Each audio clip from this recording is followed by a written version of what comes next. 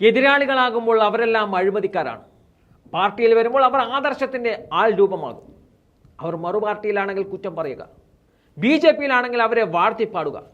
ലോക്സഭാ തെരഞ്ഞെടുപ്പ് കാലത്ത് BJPയുടെ ഒരു ബ്രാൻഡ് രാഷ്ട്രീയമാണിത്. മുൻകാലങ്ങളിൽ അഴിമതി ആരോപിച്ച നേതാക്കളെ ചുവന്ന പരവതാനി വിരിച്ച് പാർട്ടിയിൽ പ്രവേശിപ്പിക്കുകയാണ് BJPയുടെ പ്രധാന ജോലി. പാർട്ടി ടിക്കറ്റുകൾ നൽകിയും പാർട്ടിക്ക് വേണ്ടി പ്രചരണം നടത്തുന്ന താരപ്രചാരകന്മാരായും അവരെ മാറ്റുകയാണ് BJP. അജിത് പവാർ മുതൽ നവീൻ ജിൻഡാൽ വരെ BJP അഴിമതിക്കാരെന്ന് മുദ്രകുത്തിയ നേതാക്കളെല്ലാം ഇപ്പോൾ അതേ പാർട്ടിയുമായി കൈകോർത്തിരിക്കുകയാണ്. ഈ ലോക്സഭാ തെരഞ്ഞെടുപ്പിൽ BJPക്ക് വേണ്ടി അവർ നിർണായക പങ്ക് വഹിക്കുന്നുമുണ്ട്. ഇത് മുഴുവൻ ഉറ്റുനോക്കുന്ന രാഷ്ട്രീയ നിരീക്ഷകർ BJPയെ വാഷിംഗ് മെഷീനുമായി താരതമ്യം ചെയ്യുന്നുമുണ്ട്.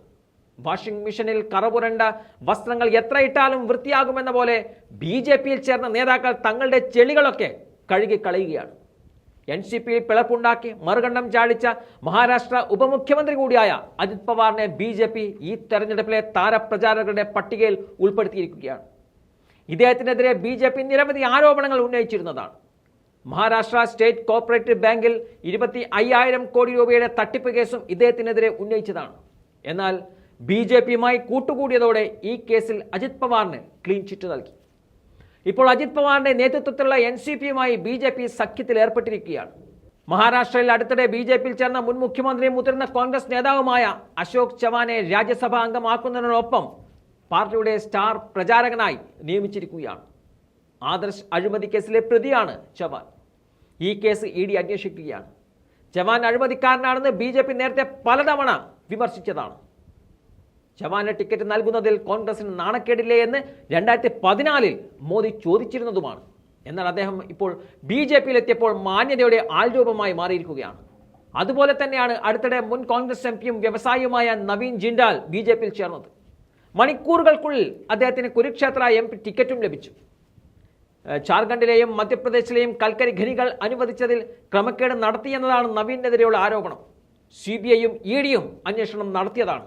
ഈ കൽക്കരി ഖനന കുംഭകോണവുമായി ബന്ധപ്പെട്ട് മോദി നേരത്തെയും നിരവധി ആരോപണങ്ങൾ ഉന്നയിച്ചിരുന്നു. കൽക്കരി ഖനി അനുവദിച്ച അഴിമതി കേസിൽ ജയിലിലായ ജാർഖണ്ഡ് മുൻ മുഖ്യമന്ത്രിയായ മധു കോടയുടെ ഭാര്യ ഗീതാ കോഡയെ അടുത്തിടെ BJPയിൽ ചേർന്നതാണ്. 2018 ഗീതാ കോഡെ കോൺഗ്രസിൽ ചേർന്നപ്പോൾ BJP നേതാക്കൾ കോൺഗ്രസിനെതിരെ നിരവധി വിമർശനങ്ങൾ ഉന്നയിച്ചിരുന്നു. എന്നാൽ ഇപ്പോൾ അതൊന്നും BJPക്ക് കാര്യമല്ല. പശ്ചിമ ബംഗാളിലെ മുതിർന്ന തൃണമൂൽ കോൺഗ്രസ് നേതാവായ തപസ് റോയ്ക്ക് BJPയിൽ ചേർന്നതോടെ കൊൽക്കത്ത നോർത്ത് ലോക്സഭാ മണ്ഡലത്തിലെ ടിക്കറ്റാണ് നൽകിയത്. മുനിസിപ്പാലിറ്റിയിലെ തൊഴിൽ നിയമനങ്ങളിൽ ക്രമക്കേടുണ്ടെന്ന ആരോപണത്തെ തുടർന്ന് തപസ് റോയെ കള്ളൻ എന്ന് വിളിച്ചാണ് ബംഗാളിലെ BJPക്കാർ എതിരേറ്റത്. ഇങ്ങനെ എണ്ണിയാൽ ഒടുങ്ങാത്ത നേതാക്കളാണ് അഴിമതി ആരോപണത്തിൽ മുങ്ങിക്കുളിച്ചു നിൽക്കുമ്പോൾ BJPയിൽ ചേർന്നതോടെ വിശുദ്ധരായി മാറിയത്. മാത്രമല്ല അവരൊക്കെ ഇപ്പോഴത്തെ BJPയുടെ താരപ്രചാരക വേഷത്തിൽ പ്രചരണത്തിൽ എത്തുകയും ചെയ്യുകയാണ്.